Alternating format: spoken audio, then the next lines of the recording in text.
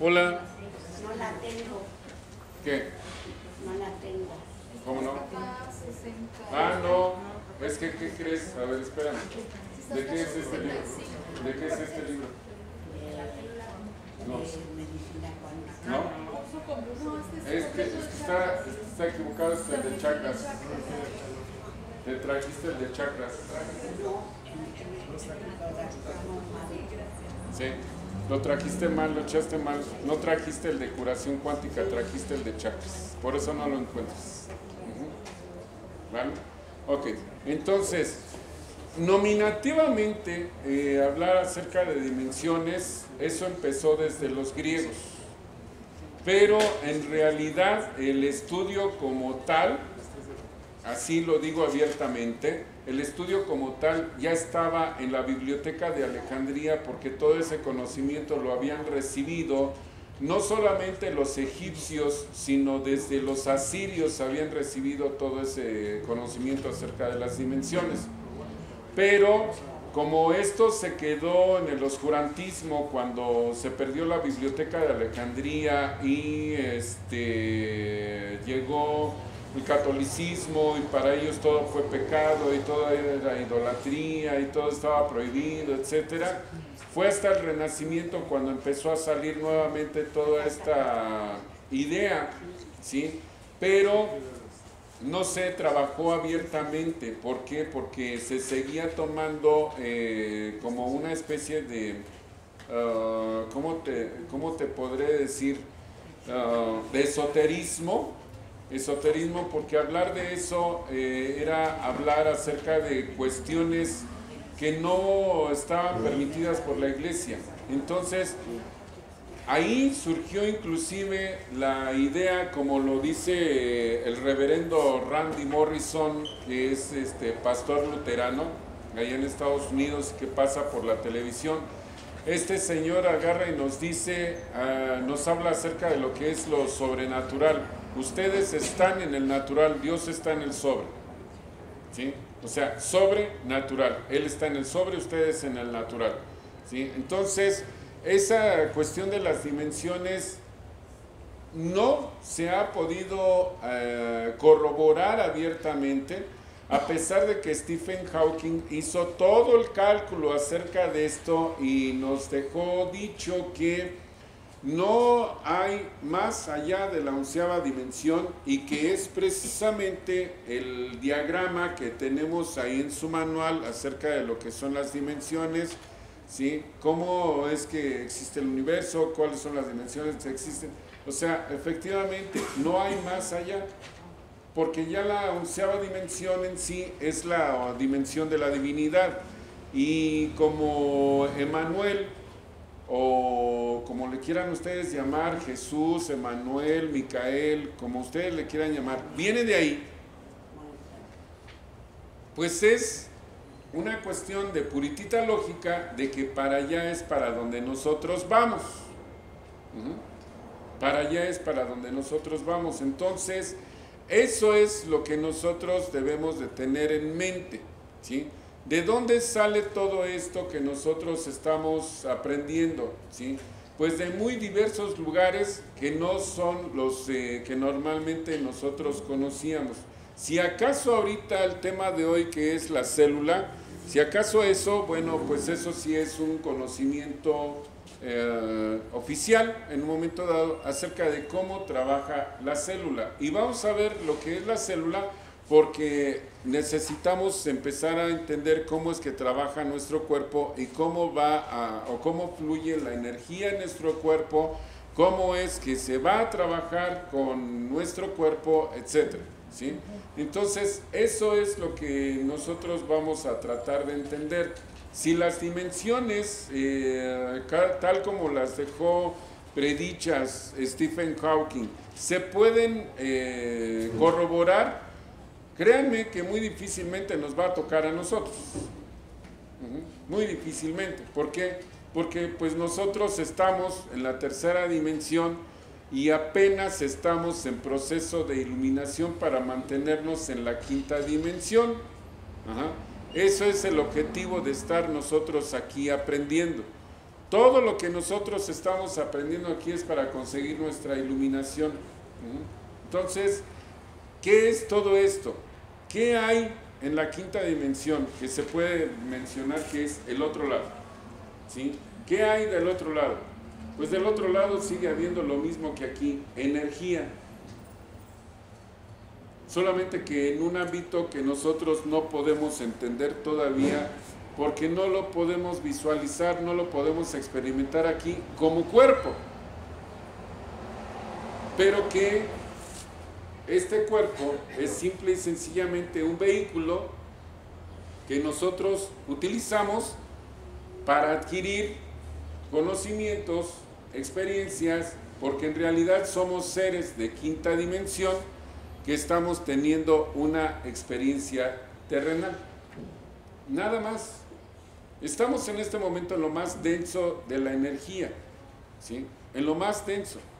Les ponía yo un ejemplo a los otros compañeros acerca de que estar aquí es como ir en un camino en donde está totalmente plagado de neblina y no necesariamente ir conduciendo así que los faros de halógeno no pueden iluminar, no, ir caminando y hacerle así a la neblina y que no se esparza y no poder ver por dónde vamos caminando. Eso es la materia, es lo más denso de la energía y estamos aprendiendo a través de esta densidad, a través de este fenómeno de que es la encarnación en un planeta terrenal. Eso es lo que estamos llevando a cabo aquí. Así es que si existen o no existen las demás dimensiones, fue muy loable de parte de Stephen Hawking hacer el cálculo matemático, pero pues para que lo podamos corroborar, pues es cuestión de tiempo, de paciencia, para que nosotros vayamos avanzando. Ahorita nos queda aprender, simple y sencillamente lo que tenemos que aprender en esta encarnación y punto. ¿Qué es lo que estamos viviendo? ¿O qué es lo que tenemos que aprender? Pues lo que escogimos aprender y tan. Okidoki, ¿sale? ¿Alguna otra duda? ¿Qué más dudas hay? ¿Por qué se menciona solo Jesucristo en ese papel de guía divino?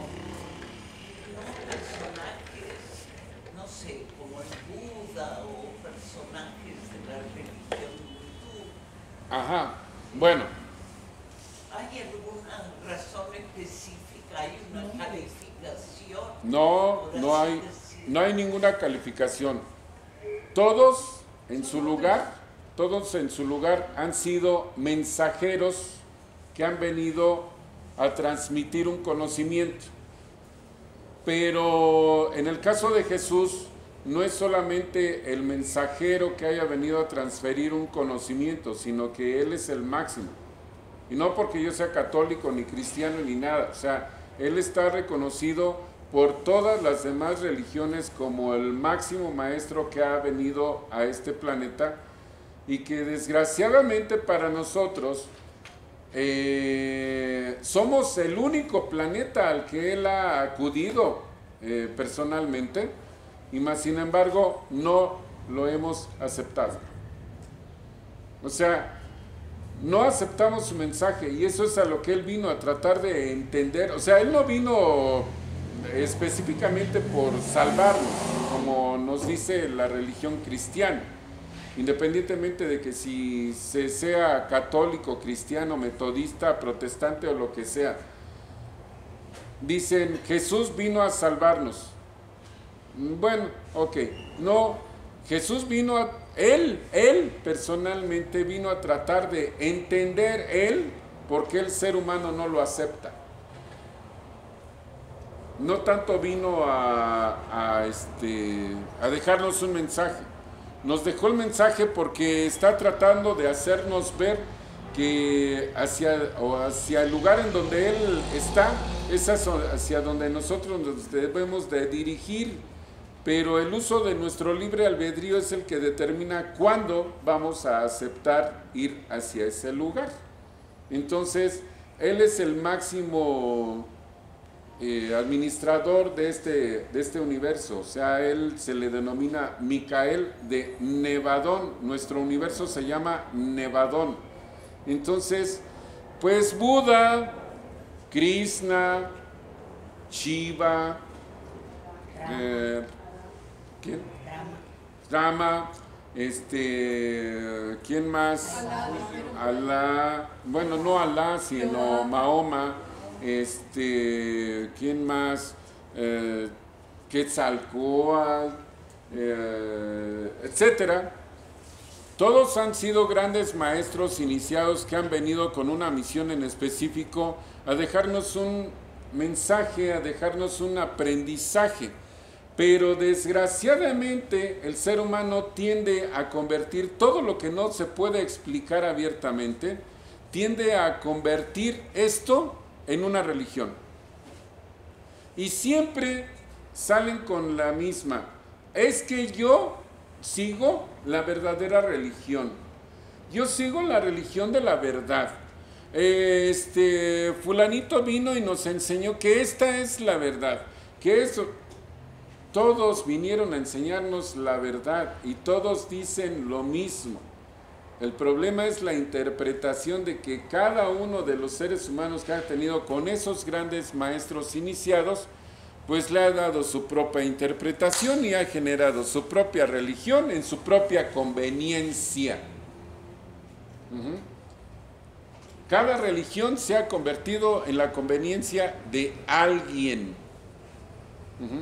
Entonces, pues... el principal mensaje que nos trajo cuando vino? Jesús, ¿qué mensaje nos trajo? Que todos somos iguales, que todos somos hermanos y que todos debemos de seguir el mismo camino. Y que todos somos uno, como lo dijimos hace un momento, ¿sí? Todos somos uno. Y lo más curioso de esto es de que todos los demás vinieron antes que él, anunciando su llegada y no los pelaron, lo transformaron en una religión, generaron el brahmanismo, generaron el budismo, generaron el catolicismo, generaron el islamismo, el hinduismo, etcétera, Excepto y los más, judíos, ¿no? y más, bueno, el judaísmo también salió de la misma, y así todos, pero a final de cuentas, pues todos estamos metidos en la misma, todos, absolutamente todos somos iguales. Quien marca la diferencia somos nosotros mismos. No somos ni más ni menos.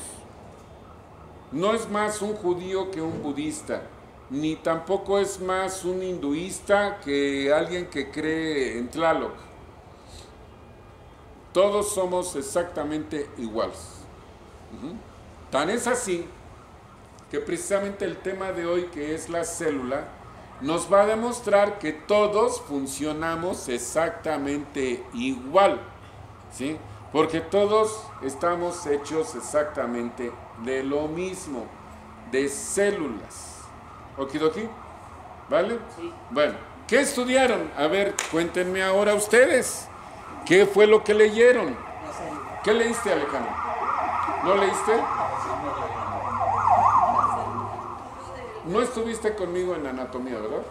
No. ¿No? ¿Quiénes estuvieron conmigo en anatomía el cuatrimestre pasado? ¿Nadie? ¿Nadie estuvo conmigo en anatomía? Ah, ustedes dos. ¿Qué aprendieron acerca de lo que es la célula? Eso fue antes de que te fueras a Europa. ¿Qué aprendiste?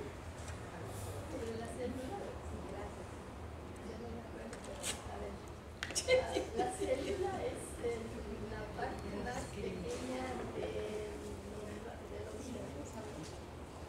Hay células que se llaman eucariotas, que tienen núcleo, y las procariotas que no tienen núcleo. Yo, las partes de las células, dos. ¿Y qué más te acuerdas? A ver, sóplale. ¿De qué te acuerdas tú? ¿De qué te acuerdas tú? ¿Eh? ¿No te acuerdas? ¿O tú faltaste esas clases y después tú te quedaste y ella se fue? ¿Sí? ¿Más o menos? A ver, dime. Hablando de eso, biológicamente hablando, es la unidad más pequeña. Ujú. Son los que forman los tejidos, los órganos, los aparatos y los sistemas. Y con lo que ella decía, eucariontes, los eucariontes son las que no tienen membrana nuclear donde está contenido nuestro ADN. Y no tienen compartimentalización, o sea, compartimentos, orgánulos celulares. Ujú. Que es lo equivalente a nuestros órganos. ¿Cuáles son esas? Las eucariotas son Eucariotas. las que sí tienen. Ajá. Y tienen las procariotas no tienen. son las que no tienen. No tienen. Pero tienen su ADN en los órganos citosólicos. Ujú. Y las eucariotas sí tienen órganos celulares. Ujú. Y tenemos el ADN de todo el núcleo formando genes y cromosomas. Ujú. También las podemos dividir en somáticas y sexuales, animales y vegetales, dependiendo de para qué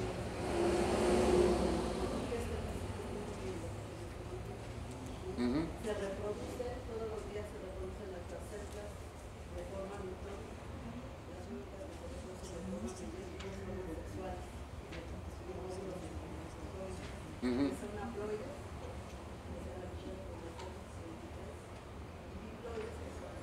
Todas las demás son diferentes, son las encargadas donde se llevan a cabo pues, en sus órganos celulares, como por ejemplo la mitocondria, la respiración celular, Ujú. la obtención de energía, más el intercambio de células y oxígeno. Y bueno, nos vamos por cada órgano, por las funciones que tiene cada órgano. Está bien. ¿Qué estudios tienes? De biología. Denle un aplauso. Está bien. ¿Mandé? No sé fácil. Que sí estudió. Bueno, sí, pues es que ¿Cuántos años duró tu carrera? 4 años. Son de las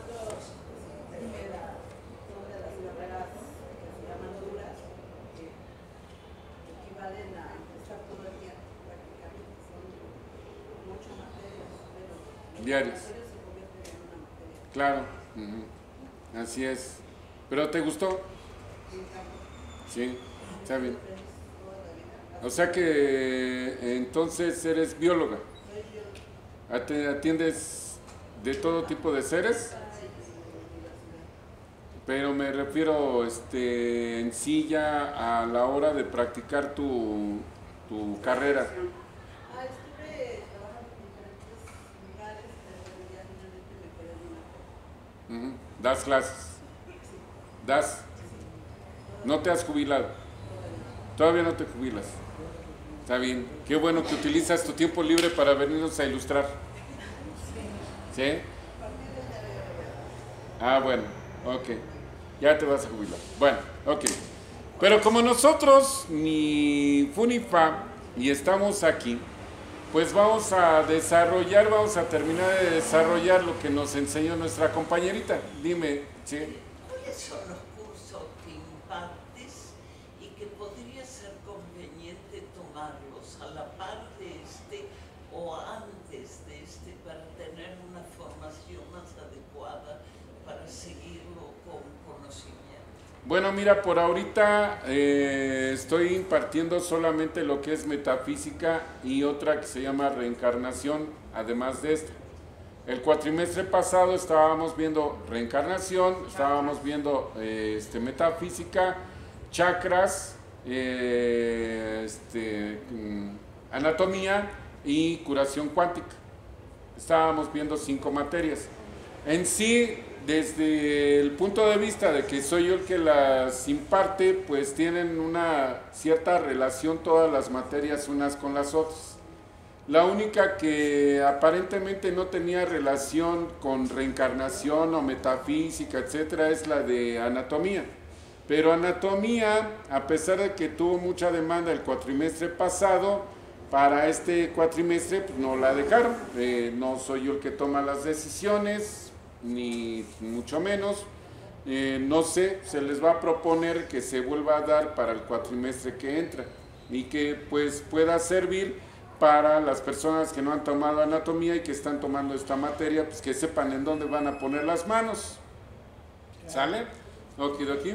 Lo Bueno. que pasa no es necesario seguir una secuencia, o sea, grupo 1 metafísica, grupo 2 metafísica, porque estamos viendo las cosas muy generalizadas.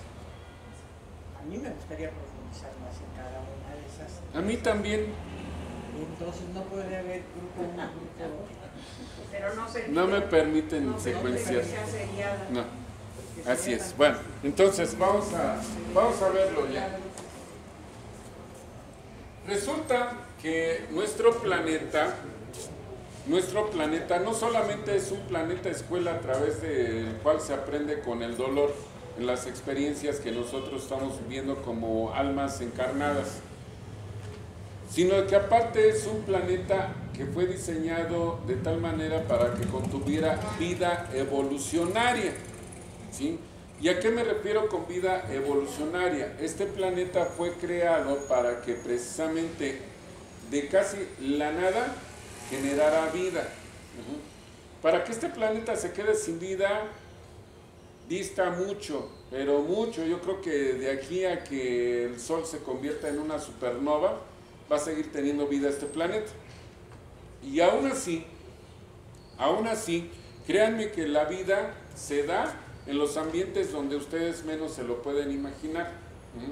Porque el último descubrimiento de vida que hemos llegado a tener ha sido precisamente dado a conocer por los astronautas rusos, o bueno, cosmonautas rusos, que observaron que en las ventanillas del laboratorio espacial, o sea, la estación espacial que tienen los gringos y los rusos allá arriba, por la parte de afuera creció plancton. El plancton es un tipo de célula, ¿qué dijiste? Procariota. Ajá.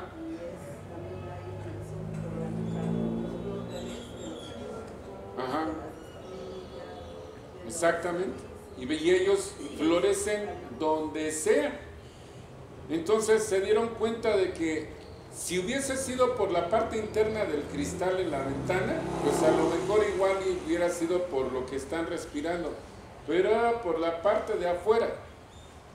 ¿Cómo puede ser posible que el plancton haya aparecido en un cristal o en los cristales de las ventanas por fuera? ¿De dónde? ¿Cómo? Si se supone que en el espacio exterior no puede haber vida, pues la vida se abre paso, ¿sí? Esa frase se me grabó mucho de la película esta de Parque Jurásico, ¿sí? La vida se abre paso, nada detiene a la vida, y la única forma de que este planeta deje de tener vida es precisamente dejando de ser planeta. Dime. Maestro, a propósito de esto de la vida, a mí me llama mucho la atención las enseñanzas que nos dan las propias plantas. Por ejemplo, yo tenía macetitas vacías, sin tierra, sin nada, en el jardincito. Pues por las perforaciones de las macetas del fondo empezaron a salir las plantitas. Entonces a mí digo, ¿cómo la vida busca la forma de abrirse paso? Por una simple y sencilla razón, es que tenemos todos los elementos necesarios precisamente para generar la vida. Y qué bueno que, ¿cómo te llamas, compañera? Betty, qué bueno que estás con nosotros, porque Betty no me va a dejar mentir. Hubo un científico ruso, no recuerdo bien si a finales de los años 40 o principios de los 50, que llevó a cabo un experimento para corroborar que la vida aquí surgió de muy diversas formas, ¿sí?, gracias a unas moléculas que les llamaron coacervados, que fueron las previas precisamente a la vida misma. O sea, se supone que los coacervados es lo previo a lo que se convirtió en la molécula del ADN que tiene cada uno de nosotros en el núcleo de cada una de nuestras células. Entonces, estos coacervados fueron formados originalmente por 4 elementos químicos. El primero, el carbón. El segundo, el hidrógeno. El tercero, el oxígeno. Y el último, nitrógeno. ¿Sí? Juntos forman esta palabra, chon. El chon se ha demostrado por visibilidad del corrimiento hacia el rojo, calculando la distancia de los planetas, se ha podido corroborar qué elementos químicos existen en los diversos planetas que hay, ¿sí?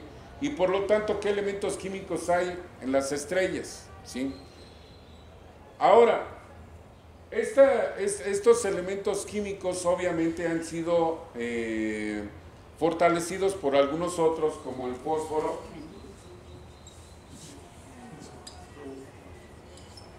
Por el fósforo, también igual tenemos metales como el magnesio, manganeso,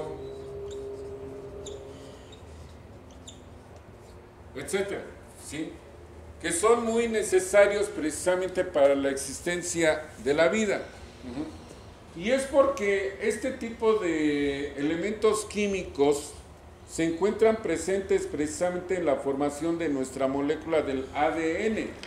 Esos elementos químicos existieron dentro de esas moléculas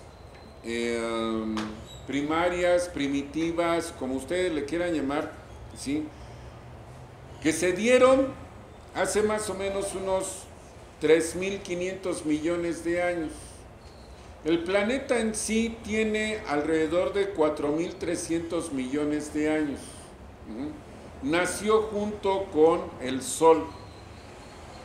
Junto con el Sol. El Sol es el resultado de una acción inversa de lo que es una supernova. O sea, de los restos de una supernova, toda la nebulosa que estaba aquí, que se había formado de esa supernova, se comenzó a conjuntar nuevamente y el Sol se formó de una gran cantidad de hidrógeno.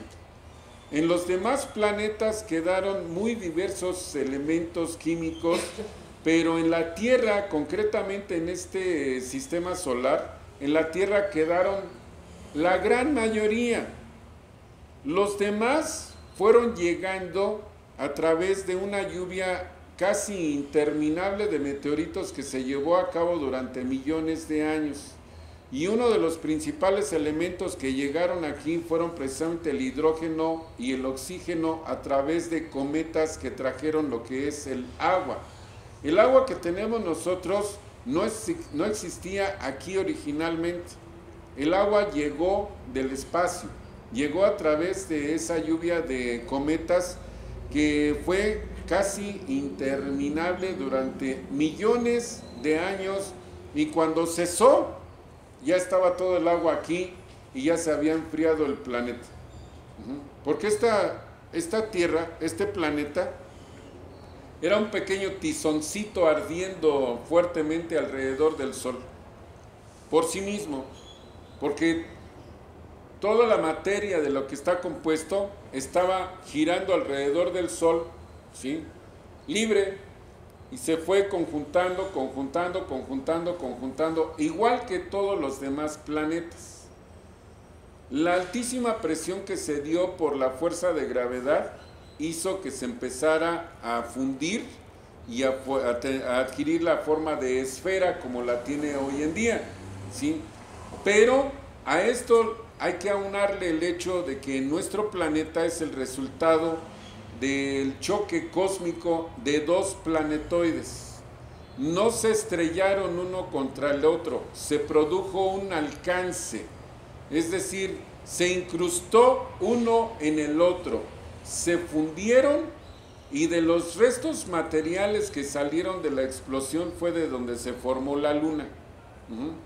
Pero los materiales que estaban aquí conjuntos de esos dos cuerpos celestes no fue suficiente, sino de que el resto de los elementos químicos que componen a toda la tabla periódica que aquí se encuentra, llegaron del espacio a través de esa lluvia de meteoritos y de cometas. Entonces, esto fortalece muchísimo una teoría que hay que se llama panspermia. La panspermia es una teoría que nos dice que la vida llegó del espacio exterior. Pero eso no quita el hecho de que al estar ya todos los elementos químicos aquí, y con todas esas tormentas que había en este planeta, con todas esas descargas eléctricas, como lo demostró este experimento, ¿no te acuerdas cómo se llamaba ese científico? No fue Parin. Fue un ruso. No, pero Parin no, porque Parin no tuvo la tecnología suficiente. O sea, este cuate lo hizo, no me acuerdo si es el cuate que inventó la hidrólisis, de la separación del agua en hidrógeno y oxígeno por medio de una descarga eléctrica, y que por medio de esa descarga fue por lo que originó con todos estos elementos precisamente el coacervado, porque los puso como si fuera un caldo de cultivo y les dio las descargas eléctricas como eran la caída de los rayos en las tormentas eléctricas que había aquí en la atmósfera primitiva. ¿Fue Stanley? Ok, Stanley y Miller.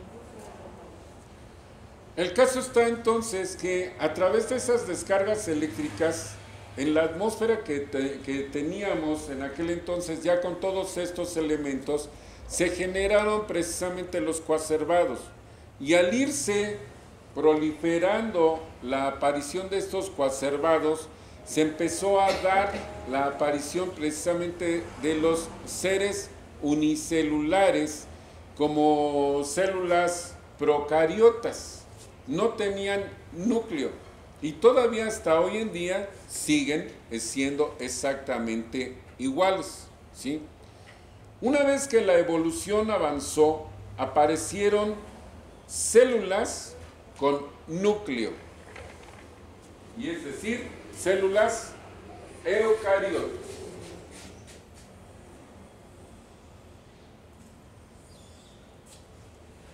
En ese núcleo se albergó la molécula derivada precisamente de los coacervados y que se llamó ADN,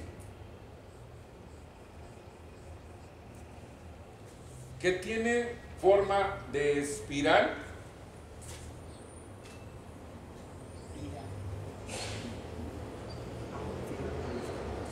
pero que también tiene la forma de una escalera, porque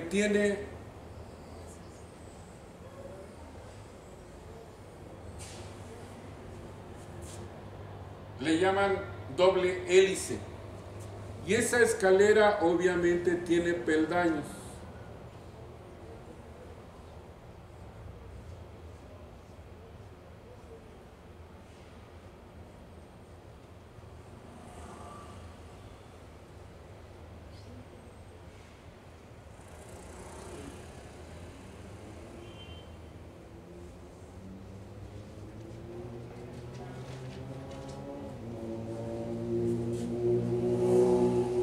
Y cada una de estas uniones contiene principalmente hidrógeno, nitrógeno oxígeno, carbono. De hecho, dentro de nuestro cuerpo, el mayor elemento presente en la composición de nuestro cuerpo es precisamente el hidrógeno. Es el elemento más abundante en nuestro cuerpo, ¿sí? Bueno, entonces, estas moléculas que conforman a esta molécula gigante que se llama ADN son el resultado de una evolución increíblemente fantástica que se ha llevado a cabo a través de 3.600 millones de años, ¿sí? Y esta evolución ha tenido muy diversas etapas para que precisamente se haya llevado a cabo la aparición de todas las especies que están en este momento. En varias ocasiones esta evolución nos ha puesto en un rincón, en un callejón sin salida, y se ha llegado a desaparecer hasta el 98% de todas las especies existentes en un momento dado. Una de las más marcadas fue precisamente en la aparición de la época del Carbonífero. En este planeta había muchísimo oxígeno libre, muchísimo oxígeno, y eso hizo que especies vegetales crecieran de tal manera que alcanzaron el tamaño de rascacielos, pero no tenían un elemento que pudiera modificarlos. O sea, no había un microorganismo que se pudiese comer la célula como los hay ahora, ¿sí? La celulosa, perdón. No había un organismo que se pudiese comer la celulosa, entonces los árboles crecían y crecían y crecían y crecían y crecían y crecían, hasta que llegaba el momento que ya no podían soportar su peso y caían. Y empezaron a caer, y a caer, y a caer. En aquel entonces estoy hablando de una época en la cual no había continentes como los hay ahorita, todos eran uno solo. Uno solo. Y entonces se empezaron a acumular y acumular y acumular unos troncos sobre de otros, y no había nada que los echara a perder. No había un microorganismo que pudiese procesar a la madera. Y entonces se empezó a acumular y acumular y acumular. De pronto surgió en lo que ahora compone a lo que se conoce como Montes Urales, que es una cordillera muy grande que se encuentra en Rusia, ¿sí? Surgió una serie de volcanes, toda una cadena de volcanes que explotaron al mismo tiempo. Y esa erupción duró y duró y duró y duró, como ustedes no tienen una idea, ¿sí? Arrojando y arrojando lava y mucha más lava. ¿Y de dónde salía tanta lava? Pues quién sabe de dónde salía tanta lava, ¿sí? Y se formó todas las estepas que ahora conocemos como Siberia, ¿sí? Y parte de lo que ahora es Europa. Se formó todo eso. Pero ese emanar y emanar y emanar llenó la atmósfera de CO2. Y al formarse una capa de CO2 en la parte más externa, tapó la luz solar. Al no haber luz solar, las plantas que ya existían se murieron. Ya no pudieron producir oxígeno. Y por lo tanto la vida que se encontraba principalmente en el mar en aquel entonces empezó a fallecer, porque no había luz y no había oxígeno. Y junto con ellos se murió el 98% de la vida existente en nuestro planeta. Esa etapa se conoce como el Carbonífero, ¿sí? Y empezó a caer tanta ceniza sobre de todos esos troncos que se empezaron a formar capas y capas y capas y capas y capas, ¿sí? Hasta que todo ese peso presionó tanto a esa madera que se empezó a fosilizar y se convirtió en el carbón que ahora tenemos nosotros como combustible. Todas esas minas de carbón que explotan en Inglaterra, en Estados Unidos, en el norte de México, en Sudamérica, en los Andes, etc. Todas esas minas, en Australia, ¿sí? Todas esas minas descienden de ese momento, del proceso del carbonífero.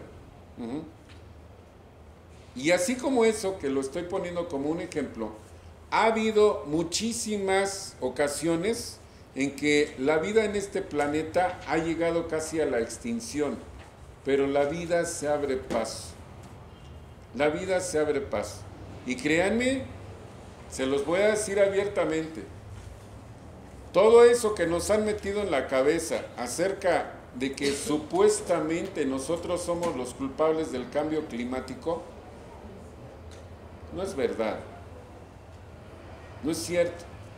Estamos viviendo el final de la última glaciación. El verdadero final de la última glaciación. El cambio climático no es otra cosa más que generado precisamente porque nuestro planeta también igual está variando en su inclinación. La inclinación que tiene, que lo hace girar y generar las estaciones, está variando en el ángulo. Y al variar en el ángulo, varía la caída de los rayos solares sobre nuestra superficie. Y al variar la caída de los rayos solares, cambia el clima. Aquello que era permanentemente frío, pues se va a terminar de calentar.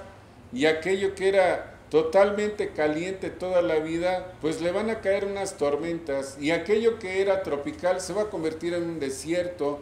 Y así, ¿por qué? Porque en este planeta todo fluye y refluye, todo cambia, todo vibra. Dime. Entonces, ¿el calentamiento global que andan diciendo es eso? Sí, pero jamás te lo van a decir. ¿Sí? ¿Por qué? Porque el meterte en la cabezota que tú eres el culpable de esto que me pasa a mí... Ah, no, esa es una canción, ¿verdad? Sí.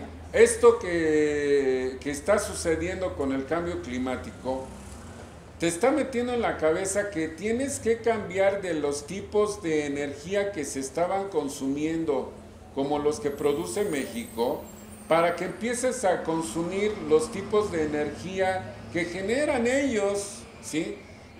Para que tu economía se reviente y consumas solamente la energía que ellos quieren que tú consumas.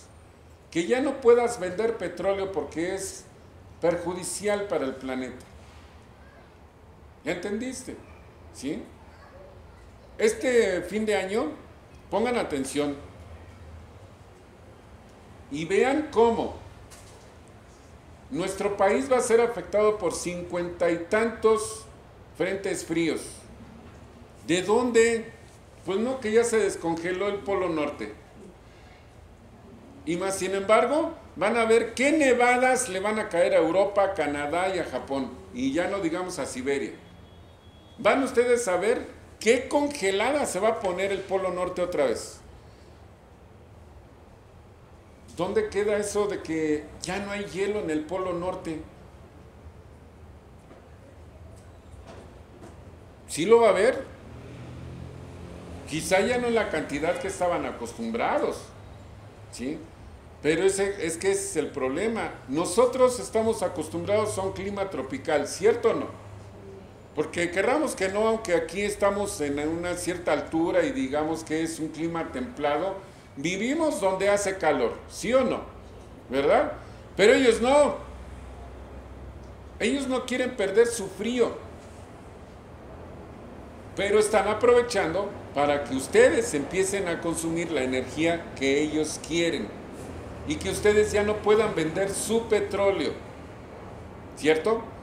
¿Sabían ustedes que para el año 2025 o algo así se va a empezar a implementar a nivel mundial la obligatoriedad de la eliminación de los motores de combustión interna? Que ya a fuerza van a tener que ser automóviles de motor eléctrico, ¿sí? Y entonces, ¿dónde se va a quedar la refinería que estamos construyendo? Necesita petróleo para... ¿Sabes que el plástico se va a prohibir? Todo lo médico es plástico, de aquí a que se sustituye va a faltar mucho. Pero no se va a dejar de consumir petróleo para producir electricidad, hay que consumir petróleo o la fuerza del agua de las presas. El petróleo no lo vamos a consumir en los coches aquí y no nos vamos a estar asfixiando. No. Tal vez no estamos. Van a poner en funcionamiento los generadores eléctricos como los que diseñó Nikola Tesla, ¿Cómo son esos? en base a magnetismo. Pues Ojalá. ¿Y de qué vas a vivir? Bueno, a nosotros ya que, de nosotros ni nos toca. Pues sí, la neta. 25 todavía seguimos y es así. ¿Mande? Y aquí al 25 dando chance. No, estoy hablando de que ese cambio en realidad se va a venir terminando de dar en el 2050. Ah, ok. Ya te tranquilizaste. Sí. Está bueno. Sí. Bueno, entonces, al ir evolucionando entonces con las diversas etapas geológicas que ha sufrido este planeta, hemos venido a resultar con este tipo de célula que se llama eucariota. ¿Sí? La célula eucariota contiene entonces el núcleo, ¿sí? Y en su interno contiene todo lo que es la molécula del ADN. Esta molécula tiene en sí un código específico para cada una de las especies que existen en este planeta, ¿sí? Y en el caso de nosotros específicamente, de cualquiera de nuestras células puede ser derivado una copia de nuestro propio cuerpo. No quizá de nuestro cerebro y de nuestra mente y nuestros recuerdos, ¿sí? Pero existe la posibilidad de que se pueda sacar una copia de cada uno de nosotros, de cualquiera de nuestras células. Por eso es tan importante para las personas que están a cargo del nuevo control que se está tratando de llevar a cabo de nuestra sociedad, tener identificación a través de nuestro ADN. Ya no es suficiente con la huella digital, ahora lo que quieren es una identificación de nuestro ADN para caso de cualquier siniestro, ¿sí? Poder identificar quiénes somos tan solo con sacar la muestra del ADN y saber exactamente cómo nos llamamos. Entonces, esto es un identificador, tiene todas las características, tiene todas las claves, tiene todo lo necesario para poder producir una célula igual a ella y que en cada una de ellas estén las mismas claves de ustedes. Manda. Entonces con eso ya se puede clonar al ser humano. Ahora que se está empezando a tener el conocimiento, sí. De hecho, es real que el cuate este que produjo a Dolly ya está produciendo seres humanos allá en Tailandia. Porque ellos legalmente no lo tienen prohibido, ¿verdad? Ajá. ¿Ya te vas? Ah.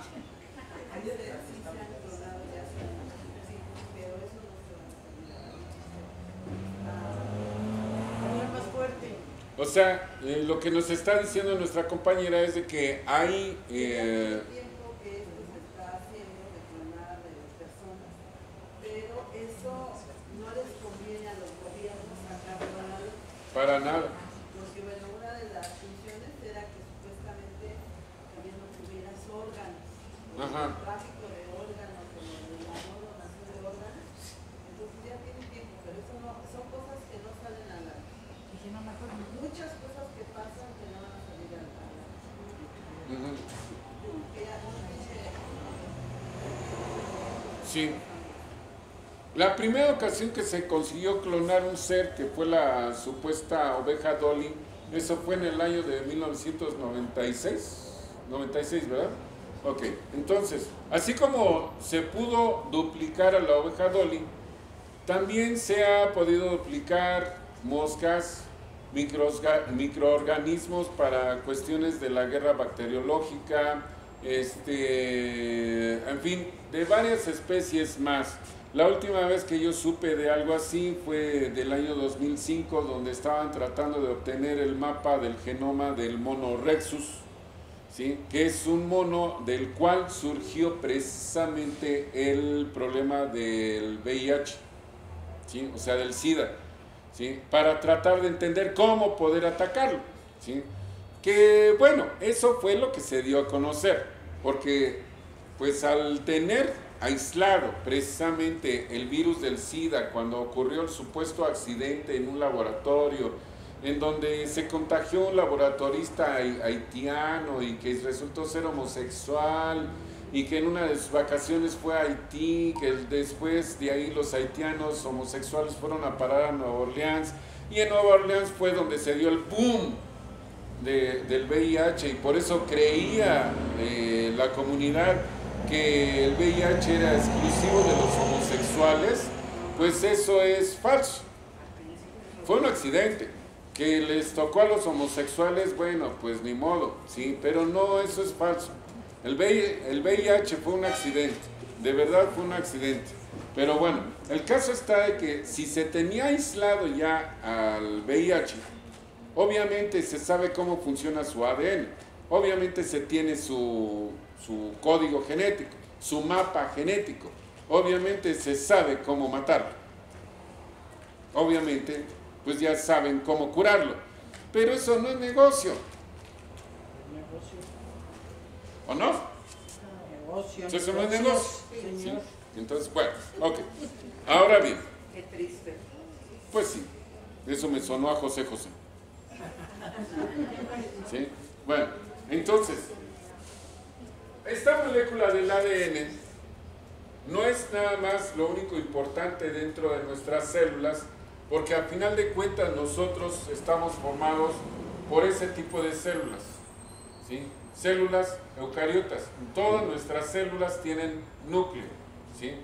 Lo importante de esto es de que existen organelos dentro de la célula, ¿sí? Como en el caso de nosotros, nuestros órganos. Existen organelos, muchos organelos, ¿sí? Muchos, pero los principales son estos.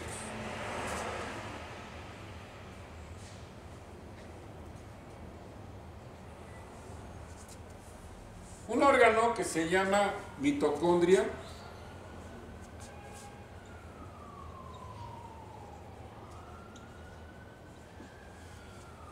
un órgano que se llama mitocondria, que en sí conlleva una copia del ADN nuclear y que se llama ADN mitocondrial.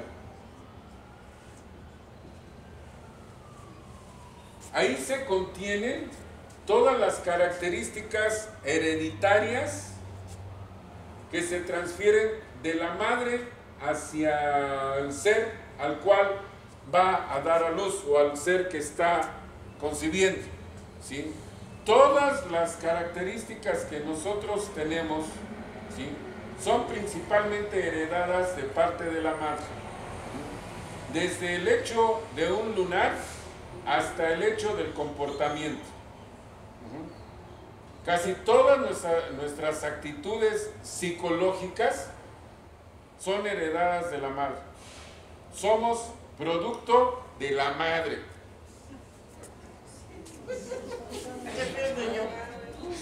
¿Sí? ¿Sí o no? Sí somos producto de la madre, ¿no? ¿Sí o no? ¿O Tocaya, tú eres producto del padre? Pues en parte, ¿verdad? El padre y la madre. De los dos, sí. Pero las actitudes son principalmente de parte de la madre. En caso, por ejemplo, vamos a poner un ejemplo. ¿Quién de ustedes no ha escuchado hablar acerca de los famosos niños índigo? ¿Tú no has escuchado acerca de los niños índigo? Ah, que no hemos escuchado. Sí. Ah, perdón, te oí que... Entonces, todos han escuchado, ¿verdad? Sí. Acerca de los niños índigo. Bueno, había una característica muy importante en cuanto a lo que era el estudio biológico de estos niños. En los años 60 fue por una mutación en los óvulos de las madres fértiles, o bueno, de las mujeres fértiles en los años 50, principios de los 60. Después, en los años 80 ya fue porque en sí los niños índigo ya habían crecido, ya se habían convertido en adultos y empezaron a encontrarse, se empezaron a casar.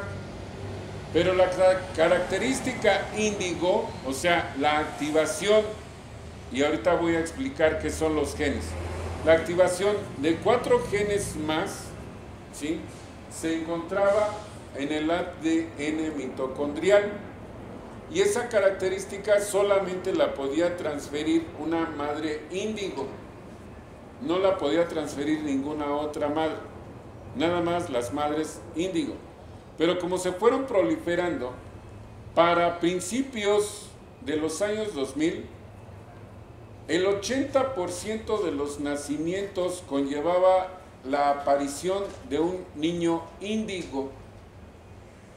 Pero en la actualidad ya proliferaron tanto que todos los nacimientos conllevan el hecho de la aparición de un niño índigo. Todos los niños hoy en día, todos los nacimientos son niños índigo. Ya no hay nacimiento de niños como lo fuimos nosotros, ¿sí?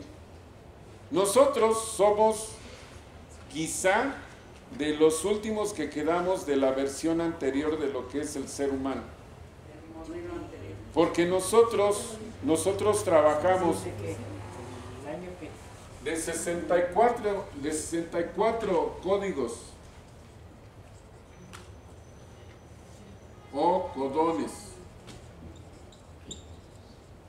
que tenemos en nuestro ADN, ¿sí? Nosotros tenemos activos 20.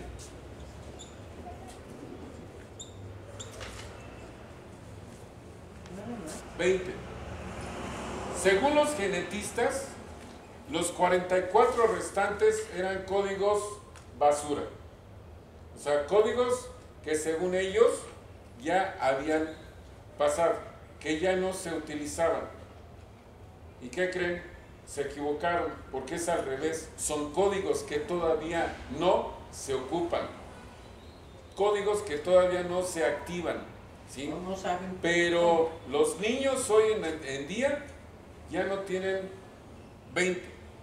Ahora tienen 24.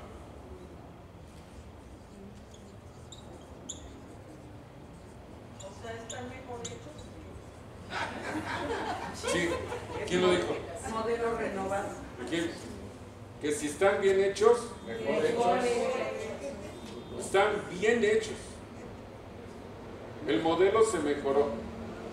¿Por qué? Porque ahora ellos están adaptándose al tipo de cambio de vibración del planeta. Nuestros niños, así como nos lo pintaron en los últimos 15 días, quizá a causa de la conferencia que dio esta muchachita ahí en las Naciones Unidas, acerca de que qué clase de planeta nos van a heredar, qué clase de planeta estamos recibiendo, y ustedes no mueven un dedo para... Ajá. Y se lo dijo abiertamente Donald Trump, ¿no? Están ustedes viendo a un títere generado por las ambiciones de las compañías que están detrás de la generación de energía. ¡Ah! ¿Cómo le ofendió eso a todo el mundo? Pero es la primera ocasión que escucho a Trump decir una verdad, ¿sí? La niña es una fantasía, es toda una maravilla, ¿sí? Es verdad, ¿sí? Tiene mucho de razón, ¿sí? Pero la niña en sí es una autista que está perfectamente adaptada genéticamente a vivir del CO2. Ustedes no están adaptados a vivir del CO2, pero ellos sí. Ellos van a poder estar respirando porquería. Y al futuro, ellos y sus descendientes van a terminar de transformar el planeta en el consumo no de oxígeno, sino de metano. El cuerpo de nuestros descendientes se va a adaptar a respirar metano. ¿Y por qué se los digo? Por lo siguiente. Los cuartos que están allá arriba, que están nada más observando y que no intervienen, ellos no respiran oxígeno. Ellos respiran... ¿Me mande? Ellos no respiran oxígeno. Ellos respiran metano. Lo que nosotros hemos visto en fotografías, en videos y cosas así, de cuates enanitos, de cabezas grandotas y que no sé qué, y de ojos así oscuros, ellos no son los que verdaderamente están allá arriba. Ellos son cuerpos bioenergéticos a los que nosotros les hemos dado el nombre de cyborgs. O sea, son robots biológicos. Ellos no son los extraterrestres, ellos son robots que bajan y hacen los experimentos y que no sé cuántas cosas, cuando hacen abducciones, etc. ¿Sí? Pero ellos no son, ellos en realidad no se han mostrado. No se han mostrado, ante nosotros no se han mostrado. Entonces no sabemos en realidad cómo son. Lo que tenemos es la información desde que ellos no respiran oxígeno. ¿Y de dónde se sabe esa información? De todo el contacto que tienen los rusos principalmente con ellos. Ellos tienen contacto con 24 razas distintas. Tienen hasta un catálogo de especies que están allá arriba y forman parte de la Confederación Galáctica. No pueden intervenir, pero los que estamos aquí abajo estamos modificando la atmósfera para que ellos puedan entrar. Les estamos haciendo la chamba. ¿Ya entendieron? Ese es el meollo del asunto. ¿Sí? Se están adaptando al nuevo tipo de atmósfera que nosotros tenemos. De hecho, hay información, estudios así claros acerca de estudios genéticos que se han hecho de las tumbas de hace 2000 años, 2500 años, ¿sí? O sea, estamos hablando de tumbas que estaban en Israel, en Roma, en Grecia, etcétera, que les han hecho estudios genéticos para compararlo con el ADN que tenemos nosotros ahora, y encontraron un resultado que jamás se imaginaron. De hace 2500 años para acá, el ADN del ser humano se ha modificado 7%. Para una evolución aceptable, eso es imposible, porque para que se lleve a cabo un cambio de 7% se requieren, según esto, millones de años. Mas, sin embargo, esto ha ocasionado que el ser humano sea todavía más inteligente, no que le crezca el cerebro, porque el cerebro sigue teniendo el mismo tamaño que hace medio millón de años, sino que se haya tornado más inteligente. El cerebro. Están aumentadas las conexiones interneuronales en el centro de nuestro cerebro, ¿sí? Eso es lo que ha aumentado, las conexiones interneuronales. Y para el caso viene esto: el salto tecnológico que hemos tenido de hace 130 años para acá es algo que no se había visto en ninguna época del ser humano moderno. No se había visto, o sea, nos habíamos pasado con el caballito y la carretita durante miles de años, ¿sí? Y de repente, de la invención del automóvil y la invención del avión para acá, 110 años, 120 años, 130, ¿sí? El hombre ya llegó a la luna, el hombre tiene computadoras como las que nunca se imaginaron, el hombre tiene ahora una tecnología increíble. ¿De dónde salió todo eso? De aquí. De aquí salió todo. Entonces, el cerebro humano ha tenido un aumento en su capacidad de raciocinio como la que no se había dado en millones de años de existencia de la especie, ¿sí? Esto, ¿debido a qué? A que está cambiando su genética. El ADN está compuesto, ¿sí?, de 4 aminoácidos, ¿sí? Esos aminoácidos son timina, guanina, adenina, ¿ande? Timina, timina, guanina, ¿sí? Guanina, adenina,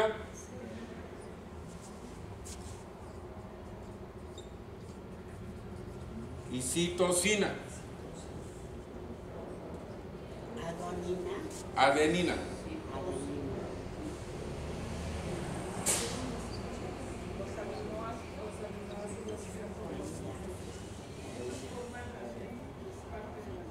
Ahora, estos aminoácidos que tienen forma de hexágonos, ¿sí?, se van conjuntando en forma de tripletas.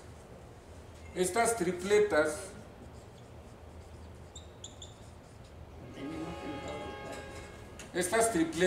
son precisamente esto.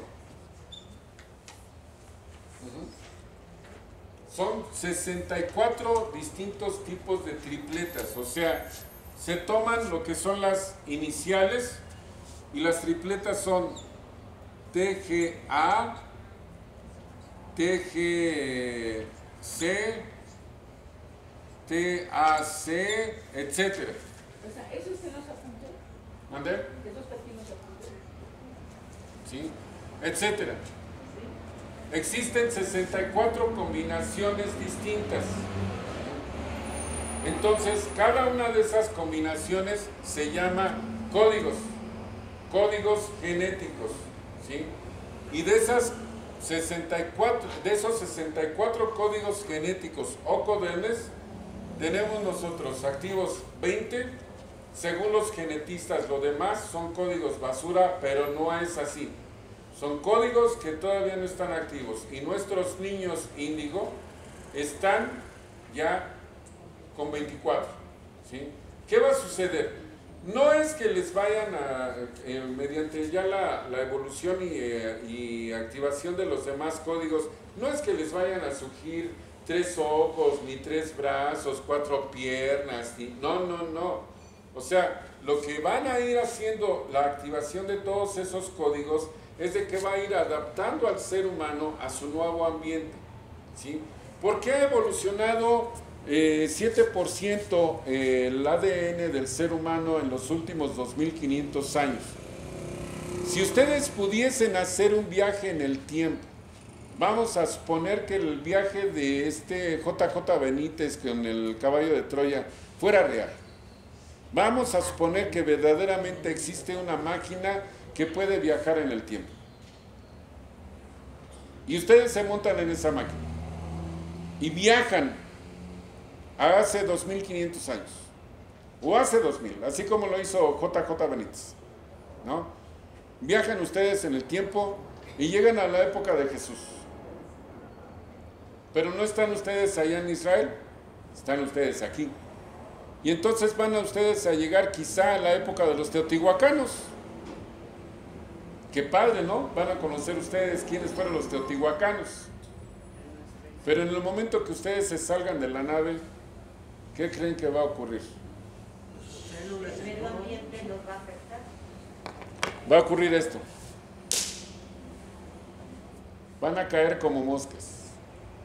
No porque las enfermedades nos ataquen, no.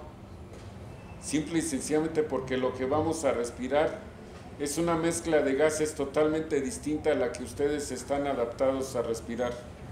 Y en ese momento sacan, se van a envenenar, se van a asfixiar, porque esa atmósfera no es la del planeta que ustedes conocen. La atmósfera que ustedes respiran ya es totalmente distinta.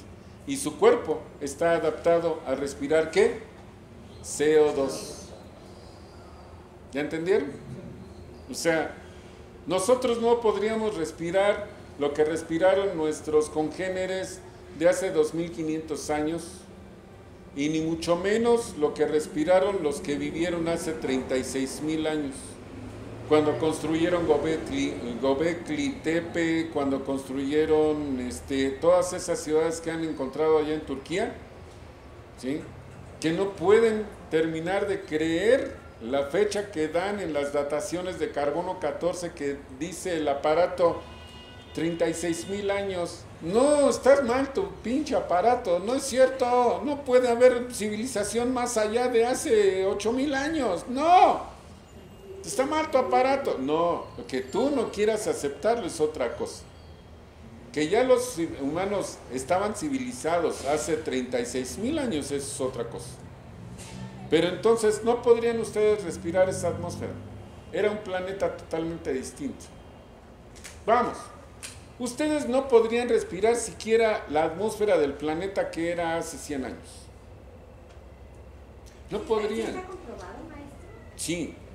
Porque la mezcla de gases que respira tu sistema respiratorio, tus pulmones, es totalmente distinta. Es más, ¿quiénes estuvieron en la clase anterior? Bueno, ¿vieron que estaba sentada Blanca allá? Una señora alta que se llama Blanca, estaba sentada allá, que dijo que acababa de regresar de un viaje a Armenia y a Georgia, que estuvo en el Cáucaso. ¿Sí?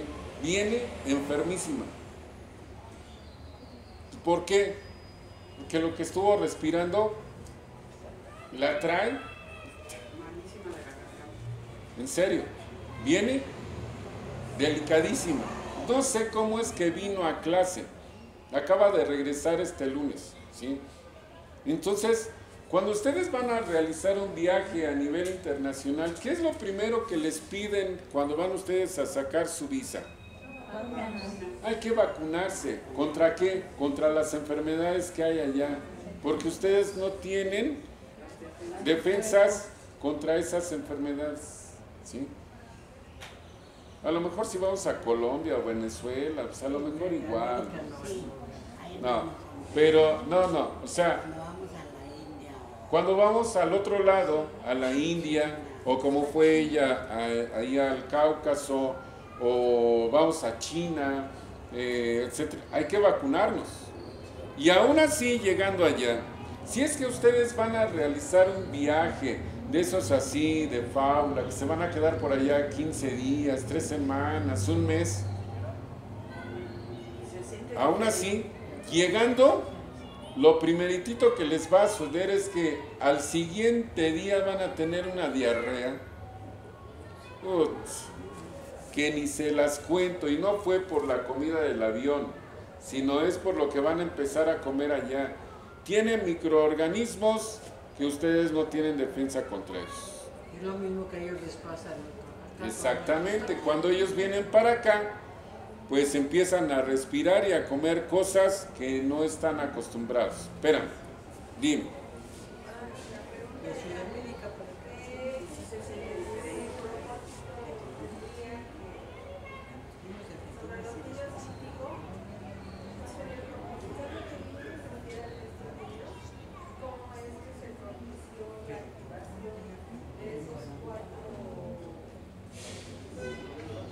Cuatro códigos. ¿Por qué se activaron? Mira, A todos nosotros nos ha pesado mucho el hecho de que las grandes potencias hayan hecho estallar 2.500 bombas atómicas en nuestra atmósfera en el trayecto de la década de los 50. Pero esto,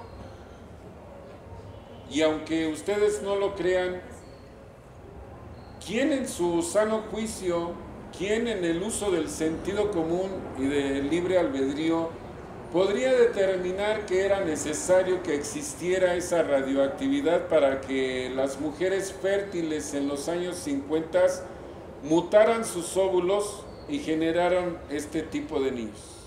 ¿En el 50? En los 50. Entonces nosotros podemos ser niños científicos. ¿Y en qué año naciste? En 48. No, tú naciste antes, ¿sí? Desgraciadamente, ¿sí? Si nosotros que nacimos en el 59, que nacimos en el borde, no lo somos, imagínate. No, los niños índigo como tal empezaron a ser detectados a partir del 1960-1961. Y su principal característica es de que son hiperactivos, déficit de atención y que tienen conocimiento implícito, ¿sí?, sin que ni siquiera hayan pisado una escuela. Hay niños en este momento que de hecho esta semana hubo reportajes que alrededor del mundo han demostrado, uno, al menos al que más atención le pusieron en ese reportaje, a la edad de 11 meses empezó a leer. Ay, el que acaban de sacar. Empezó a leer. A la edad de 4 meses empezó a pronunciar sus primeras palabras. ¿Sí? A la edad de 9 años ya había terminado la ingeniería industrial. Y ahorita está estudiando doctorado, tiene 16 años. ¿Quién? No, estoy hablando de un chico allá en Estados Unidos. Ahí ahorita. Y no es gringo. Para colmo de los gringos, es coreano. ¿Sí? Para colmo. Sí, bueno, pero digo, en el que se centró principalmente el reportaje. Tiene 16 años y en este momento está estudiando un doctorado en no sé qué física nuclear, pero no es ingeniería, no sé si es precisamente medicina físico-nuclear. Entonces, este tipo de niños no solamente allá aparecen, aquí existe un niño estudiando ya hoy en día, porque aceptó la universidad abrirse a ese tipo de fenómenos. Hay un niño de 11 años estudiando en la Facultad de Ingeniería en este momento, ingeniería en robótica o algo así, porque él quiere fabricar, mecatrónica, él quiere estudiar o quiere desarrollar aparatos no solamente para hacer prótesis, sino aparatos como los que traigo ahí, que ahí traigo láser, traigo etcétera, aparatos de esa naturaleza. Él quiere desarrollar eso, pero quiere poner su propia compañía, para lo cual él está recibiendo ahorita una beca de no sé qué empresa, para que cuando sea egresado, lo que él produzca quede bajo patente de esa empresa, no con patente de él. ¿Sí? Pero qué pena que No importa, con tal de que lo Exactamente. hicieron un video en el que se quejan del bullying que le hacen los compañeros y los maestros. Sí, pero se las gana abiertamente. Entonces, la hiperactividad y déficit de atención que existen en la gran mayoría de los niños en este momento, ¿sí?, es una de sus características. El problema está en que en los años 60 la FDA elevó a característica de trastorno mental algo que era una cualidad del ser humano. Todos los grandes genios, Einstein, Tesla, hasta el cuate alemán que mandó al hombre a la luna, ¿sí?, que desarrolló todo lo del Saturno V y la cápsula Apolo y el Stephen Hawking, etcétera, todos ellos han sido hiperactivos, déficit de atención, y muchos han sido inclusive autistas. ¿sí? Luego los medican. Autistas. Y entonces hoy en día, cada vez que detectan a un niño de esa naturaleza, inmediatamente es reportado y le empiezan, pero así, a medicar. ¿Con qué? Con el famoso Ritalin y hasta la carbamazepina, ¿sí? Entonces, ¿eso se vale? ¿De qué se trata? ¿De apagar el intelecto humano?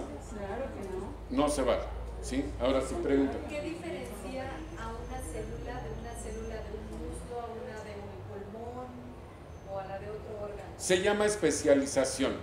Y ahorita voy para allá. Aguántame tantito, ¿sí? Entonces, esto que estoy mencionando ahorita es precisamente producto de la evolución de la célula. La célula se ha ido adaptando poco a poco al medio ambiente en el que vive. Y esto ha permitido que la célula, precisamente, pueda generar nuevas especializaciones. ¿Sí?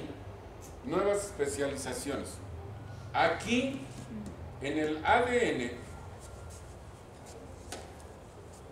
se genera otro ácido, ¿sí? El ADN se empieza a partir y a generar copias, ¿sí? Porque el ADN es una molécula inteligente, sabe generar órdenes, pero esas órdenes no las genera hablando, esas órdenes las genera por mensajes químicos. El ADN se empieza a partir a la mitad y se empieza a reproducir, a complementar, pero esa parte que sale suelta se llama ARN. Ácido ribonucleico, ya no desoxirribonucleico, ¿sí? Esto es ARN mensajero.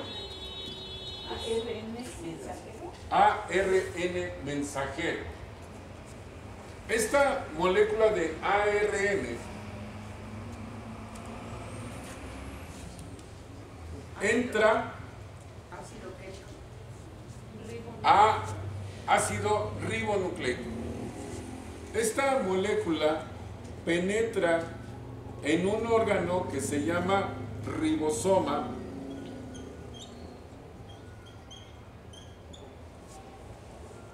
y el ribosoma, en base al mensaje que trae este ARN mensajero, genera aminoácidos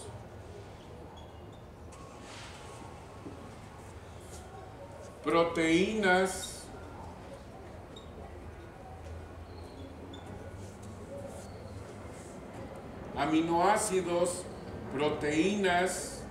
etcétera, todos los nutrientes que se necesitan en el cuerpo. Este fenómeno se lleva a cabo principalmente en el hígado. En el hígado es donde se producen todos los nutrientes que necesitamos nosotros para sobrevivir. El hígado es el que nos alimenta. El hígado es el que nos alimenta. Entonces, esto es necesarísimo para nosotros. Esto es necesarísimo para nosotros, ¿sí? En el hígado es donde se procesan los alimentos gracias a esto, ¿sí?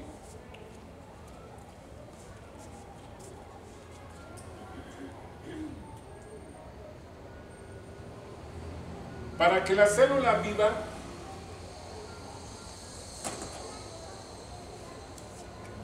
se necesita otro organelo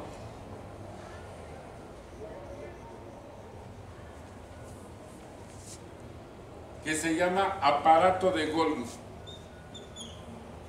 ¿Aparato de qué? Aparato de Golgi.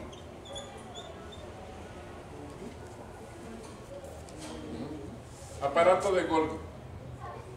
En el aparato de Golgi se llevan a cabo procesos de nutrición para el núcleo. Aquí se procesan proteínas, se procesan aminoácidos procedentes de otras partes de nuestro cuerpo, ¿sí? Se procesan para descomponerlos y adicionar los elementos químicos necesarios para nuestro ADN, para su mantenimiento, ¿sí? Sobre todo la quema del carbón que se encuentra en los azúcares, ¿sí? El azúcar en nuestras células penetra en forma de glucosa. La glucosa es el resultado del proceso de los azúcares que nosotros consumimos con nuestros alimentos, ¿sí? Gracias a la insulina. La insulina es la que sintetiza los azúcares para que puedan ser utilizados por nuestras células, ¿sí?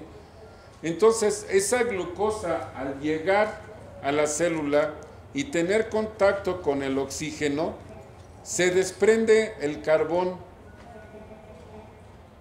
El carbón son las cadenas de azúcar, ¿sí? Se desprende el carbón y al desprenderse del hidrógeno, que es con el que se encuentran esas cadenas de azúcar, ¿sí? Se produce una descarga eléctrica y esa descarga eléctrica mantiene vivo al núcleo. ¿Le puedo cerrar?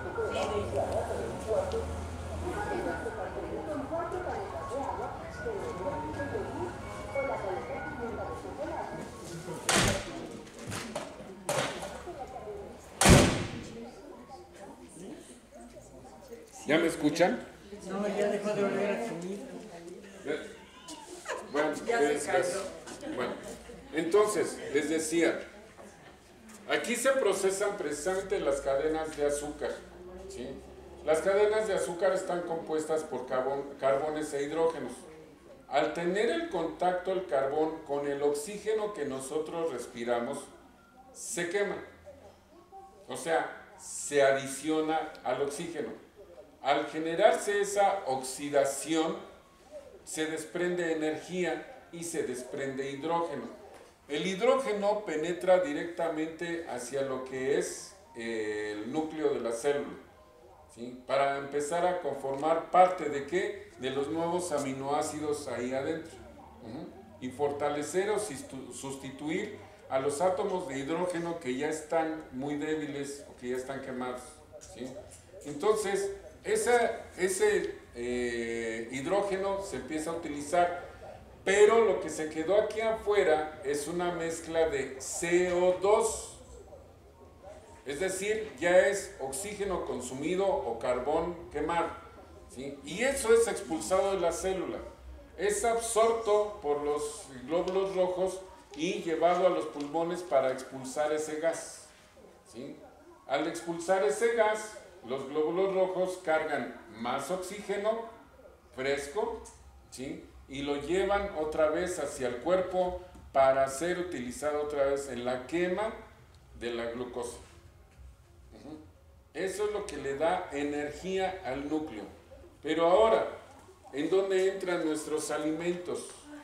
Nuestros alimentos llegan a cada una de nuestras células como precisamente aminoácidos o proteínas, ¿sí? O también en forma de enzimas.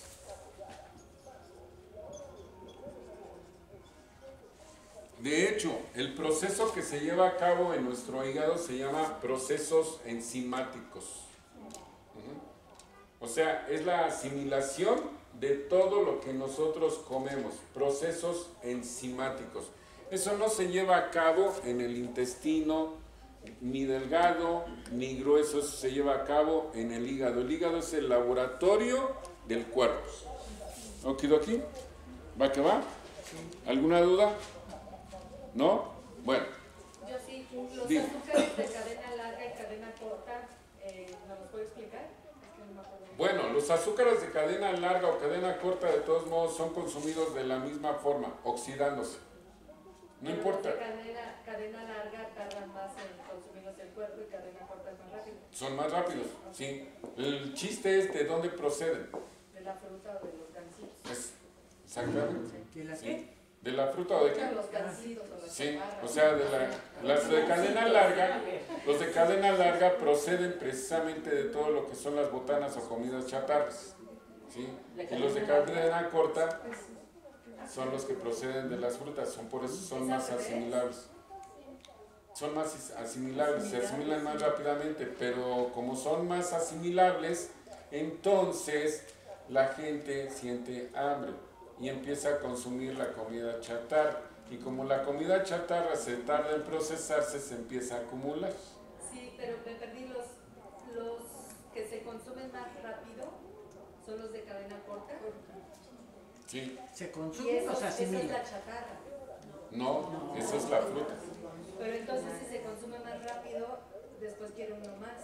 Sí, por eso empiezas a comer comida chatarra. Yo pensé La que chatarra. que los de cadena corta, como los gansitos y la chatarra, quieres más y más y empiezan a engordar. Sí. Y la fruta es cadena larga, Ujú. dura más en el tiempo y no come uno tanto y no engorda, ¿no va así? No, con la fruta da. Pero la idea con la fruta es de que consumas precisamente alimentos naturales, que te habitúes a consumir alimentos naturales. O sea, de hecho, por ejemplo, Carolina, ¿qué es lo que yo siempre les pido que desayunen? La fruta, ¿Cuántas? jugo verde, No, pero ¿cuántas frutas? 4 o 5. 5 frutas. 5 frutas en el desayuno. ¿Sí? ¿Revueltas? ¿Hay que revolverla? No, no la revuelvas. Cómete fruta por fruta. Comes papaya, cómete primero la papaya. Comes melón, después el melón. Después una manzana, después una guayaba, después una pera. O bien puede ser papaya, melón, sandía, piña, tunas. Pero O no puede ser, revuelto. pero no los revuelvas. Dice que no es Los- bueno juntar, ¿Eh? comer una sola fruta. Hay un secreto. Si ustedes comen la fruta y vuelta a la misma, ya varias personas han escuchado la explicación. Si ustedes comen la fruta en la mañana, el médico va a tener toda la razón en decirles: estás consumiendo una bomba. Ujú. Porque la costumbre que tenemos es de que hacemos una ensalada. Partimos la fruta y comemos un pedacito de papaya, uno de melón, un pedacito de manzana, y así estamos. Sas. O lo hacemos en licuado, ¿sí? Y nos lo reventamos y estamos consumiendo una bomba. ¿Sí? ¿Por qué una bomba? Porque esa bomba aquí adentro precisamente va a ser ¡boom! Y peor si Sí. le ponen leche. Empieza a echarse a perder, empieza a fermentar, empieza a producir gases, y esos gases empiezan a inflamar, y al rato siente uno el estómago así como: ay, no manches, es que ¿qué desayunaste? No, es que comí pura fruta en la mañana. No te pases, ¿cómo crees? ¿En serio? Sí, no, pues te aventaste una bomba, mi cuate. Ujú.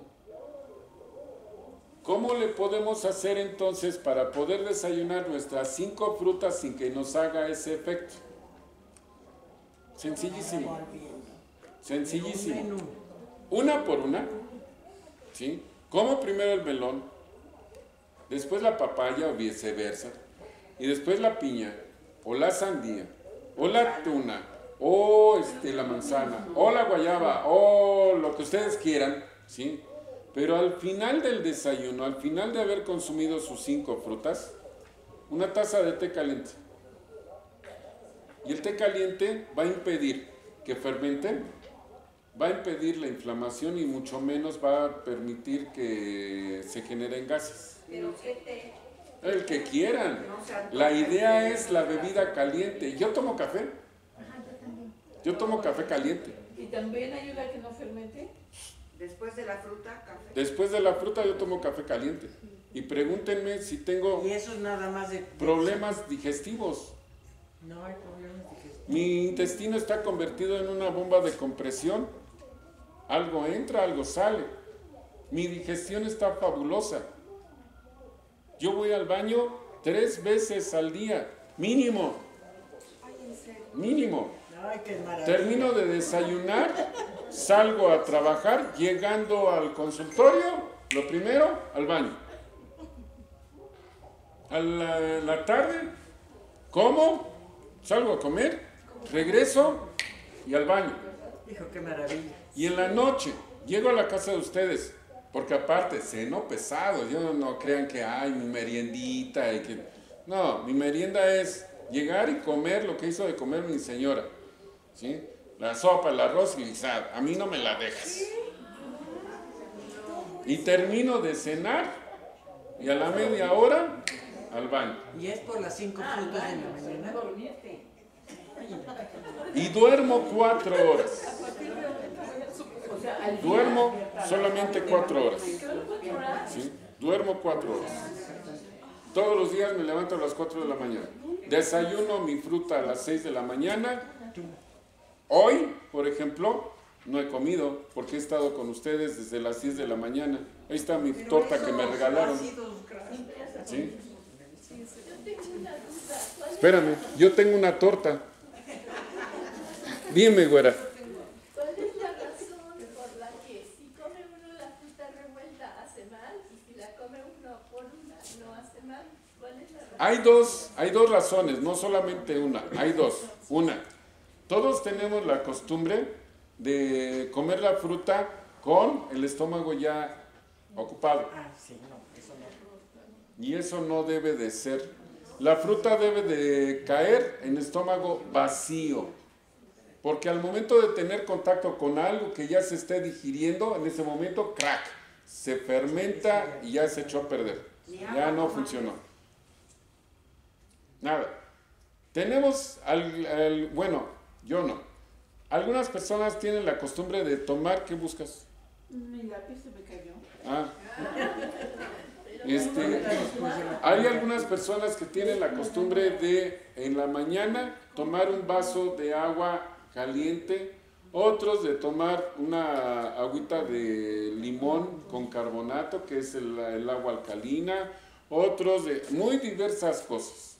Si van a tomar eso, espérense media hora y ya después desayunan, pero asegúrense de que ustedes estén desayunando antes de que se cumpla 1 hora de haberse despertado.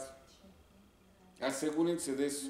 Yo sé que hay personas que, híjoles, no manches, o sea, no tengo hambre cuando me levanto, yo voy desayunando por ahí de 3, 4 horas después de que me desperté, mal hecho. Porque para ese momento el cerebro ya comió. El cerebro se consume toda la glucosa que tiene de reserva en media hora. Ay, qué bueno. A la siguiente media hora, no, espérate, todavía no escuchas. A la siguiente media hora se consume toda la glucosa que tiene de reserva el hígado. A la hora ya no hay nada que comer, ¿sí? Entonces ordena la producción de una hormona que no debe de ser generada en la mañana, pero la ordena, que se llama cortisol. Y el cortisol, al aparecer en el cuerpo, empieza a disolver masa muscular donde pegue. Y al disolver masa muscular, ¿qué se desprende? Proteína. Pero no primero toma el azúcar y después la... Por eso, ya se acabó la glucosa que Pero tenías. todo el cuerpo, ya está Ya. flaco ahí. Ya estás sin azúcar. En ese momento el cerebro, al desprender el cortisol, que no lo genera él, se lo ordena a las glándulas suprarrenales. Al momento de desprender el cortisol, empieza a disolver masa muscular que empieza a subir por torrente sanguíneo directamente hacia el cerebro y se empieza a comer el cuerpo. Es la anorexia. Pues será anorexia, yo le llamo canibalismo, porque el cerebro se empieza a comer a su propio cuerpo, ¿sí? Y cuando ustedes comen, es que ya me dio hambre, ahora sí. Ajá, qué padre que ya te dio hambre. Cuando ustedes desayunan, almuerzan 3 o 4 horas después, resulta que el cerebro le dice al hígado, ay, qué padre que ya hay comida, pues ahora la guardas.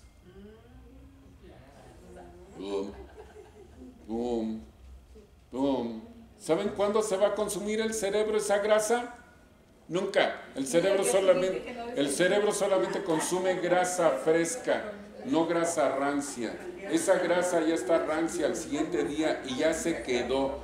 Cuando ustedes van y hacen ejercicio, queman toda el agua que traen encima, queman quién sabe cuántas cosas, menos la grasa que ya está ahí acumulada. Y empiezan ustedes, ay, es que corro y voy al gym y todo, y esta panza no baja. Pues ¿cómo va a bajar si es grasa rancia?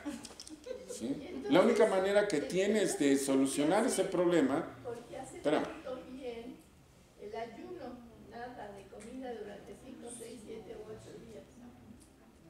No sé cómo, Sigue yo con sé que ¿cómo lo antes de solucionamos? comer el músculo, yo sé que el hígado produce una cosa que se llama ketones, que es la grasa que está incrustada en todos nuestros músculos. Exacto, yo Y también. gracias a eso podemos seguir viviendo sin hambre durante muchos días.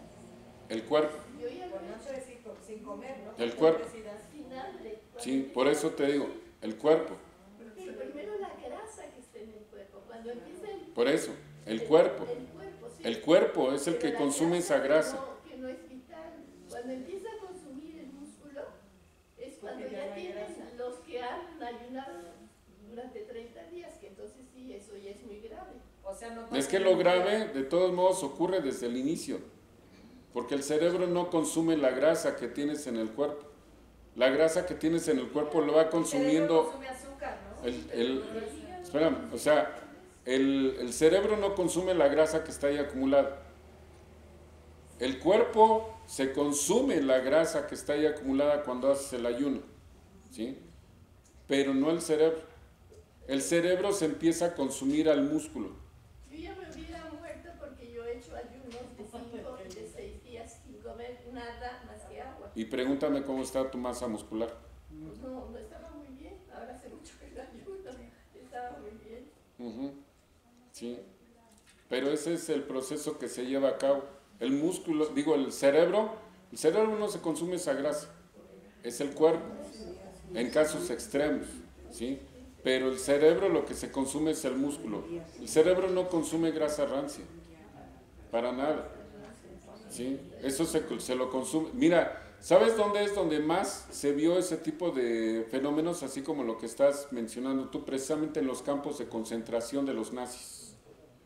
La sobrevivencia de los que estaban ahí recluidos, que no puedo decir nada más que hayan sido judíos, había de todo, ¿sí? De los que estaban ahí recluidos en los campos de concentración, se llevó a cabo precisamente por el consumo de la grasa del cuerpo de sí mismo. Eran ya esqueletos con piel, nada más, pero el cerebro seguía sobreviviendo gracias al músculo. En el momento que el músculo se acababa, o sea que ya era nada más la piel con el hueso ya enjuto, ¡pras! Paro cardíaco, inmediatamente, porque era el único músculo que quedaba, el corazón, pues ya no puede. O sea, el momento que el cerebro se quiere comer al corazón, pues ya de qué vive, ya de nada, ¿sí? Eso ha sucedido ahora, se ha estudiado en los atletas de alto rendimiento, como por ejemplo los maratonistas. En el momento que los maratonistas se acabaron la grasa y la glucosa que tenían en el cuerpo, el cortisol empieza a deshacer la masa muscular y los maratonistas se empiezan a consumir a sí mismos, ¿sí? Eso es lo que sucede. Y ya en la plena competencia de los 42 kilómetros ha habido maratonistas, no solamente con deshidratación, sino con desnutrición, porque el cerebro se va consumiendo al músculo, pero así de volar, ¿sí? Entonces, ese fenómeno que tú mencionas, sí, ok, para muchas razas ha sido muy benéfico el ayuno y todo lo que tú gustes y mandes, pero para el cuerpo humano en general, como característica, al momento de que el cerebro no tiene glucosa, empieza a disolver músculo, consume proteína. Ahora, de la grasa que tú consumes en el día, el cerebro se consume el 30% de la grasa fresca. Nada más el 30%. Es el órgano que más grasa consume en el transcurso del día, pero es grasa fresca. La que acumulaste en la mañana por estar haciendo ayuno involuntario, sino de que pues, es tu costumbre, es tu hábito, ¿sí? Esa grasa no se la consume. Ya se comió el músculo. Cuando llega el alimento, el cerebro le dice al hígado, mucho gusto, yo ya comí, guárdala. ¿Y dónde lo guarda? En los huequitos que se abrió en los músculos, ¿sí? Cada gota de cortisol que cayó deshizo una cierta cantidad de masa muscular y ahí es donde se acumula la grasa. Sí, ahí, dime. ¿Por qué cuando la gente se va a morir ya no quiere comer? ¿Ya no tiene qué? Ya no quiere comer. No, son muchos factores. No, son muchos factores. Tanto orgánicos como psicológicos, empieza el proceso pues a deteriorar la emisión de las hormonas que genera el estómago, de decirle al cerebro, oye, ya no tengo nada, no lo genera. Entonces, pues aunque quieras que esa persona coma, pues el estómago no le ha informado al cerebro que ya no tiene nada, entonces el cerebro no da la orden de que comas. Pero, volviendo a las 5 frutas, ¿qué decías de la forma de bajar la panza? De la forma de bajar la panza, que comas antes de que se cumpla 1 hora. ¿Sí? Ahora, ¿cómo es que... ¿Quién me conoce desde el principio de año? Tú, Carolina, ¿quién más? ¿Sí? ¿Cómo me conocieron? ¿Cómo estaba yo? Sí, traía un poco más de pancita. ¿Un poco más? No, traía yo un panzón así. ¿Sí? Bueno, en mi caso no como pollo, no como cerdo, consumo mi fruta, no como embutidos, no tomo lácteos. ¿Qué era lo que me tenía panzón? Mi vicio. ¿Cuál es tu vicio? El alcohol. No tomo alcohol. El pan. ¿Sí? Exactamente. Dejé de consumir el pan. La verdad me ha costado mucho trabajo. Mucho trabajo. De verdad Por me eso ha... saborea su torta. Su tortita. Sí, Pero no tienen una idea que... No, pero no es en sí el pan blanco. No, el pan de dulce. El pan dulce. Man. ¿No da cursos de nutrición? ¿Mande? ¿No da cursos de nutrición? Aquí no. En otro lado. En otro lado sí los he dado en el consultorio, pero forman parte del curso completo de técnico en medicina alternativa. Podría darlo, ¿no? Podríamos darlo, pero ya hay una persona que ya lo da, entonces no puedo invadirlo de otra persona. Ese es el problema. Entonces, con los 5 frutas, insisto. ¿Sí? No me interrumpa. Me lo promete, por favor. Con las 5 frutas diario, todo tu organismo cambia la digestión. Totalmente. Cuesta mucho trabajo, es poco a poco, pero sí se va modificando totalmente tu digestión. Si tu problema es que tienes estreñimiento, ¿sí? Con las frutas te vas a empezar a aligerar, se va a hacer impermeable el intestino y lo que comas va a resbalar así, y los procesos de nutrición que se llevan a cabo, lo único que tienes que tener perfectamente nivel es la flora intestinal. Eso sí, la flora intestinal es importantísimo porque a final de cuentas ustedes comen muy rico, ¿verdad? Ustedes comen la fruta, ustedes comen, no sé, una rica milanesa con una buena ensalada, o sea, rico, ¿no? Comen rico, comen sin culpa, ¿verdad? Bueno, ¿ustedes se comen eso? No. No, ustedes no se comen eso. Eso se lo come su flora intestinal. ¿Ustedes saben qué es lo que comen? Yo sé que no les va a gustar. ¿Ustedes saben qué es lo que comen? No. Ustedes lo que comen es lo que defeca su flora intestinal.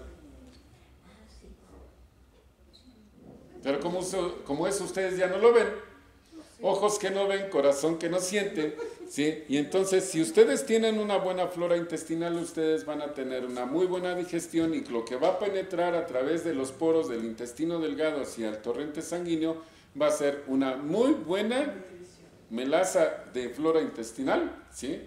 Y todas las proteínas, minerales, vitaminas, etcétera, que venían en los alimentos ya penetran a través de las cavidades del intestino delgado hacia el torrente sanguíneo. Sí, ya está limpio, totalmente limpio, ¿sí? No entran microorganismos así raros, ni extraños, ni mucho menos, ya son las 4. Y por lo tanto, pues ustedes cuando reciben en el hígado todo ese alimento, se llevan a cabo los procesos enzimáticos en una forma adecuada, su hígado no acumula grasa, no huyan, ¿sí? Su hígado no acumula grasa y por lo tanto su hígado va a estar limpio. Entonces traten de mantener una buena flora intestinal, dándole buena cantidad de fruta. ¿Sale? Okidoki. Bueno, antes de que se levanten, y lo repito otra vez, porque dicen, ya me fueron a acusar que dice que no las invité para el proceso de mañana. ¿Sí? El día de mañana, a las 12 del día, se va a llevar el festejo acerca del 8º aniversario de la institución. Así es que los invito muy cordialmente a nombre de todas las autoridades de la alcaldía y de las personas que están en el administrativo a que vengan el día de mañana, aunque no les toque venir, vengan el día de mañana, formen parte del festejo y pues que se diviertan y formen parte. ¿Mande? No sé, la verdad, yo lo ignoro. ¿Sale? Entonces, los espera la institución el día de mañana, están muy cordialmente invitados, ¿sale? Y nosotros nos vemos aquí la semana que entra a las 2 de la tarde. Gracias. Tan tan.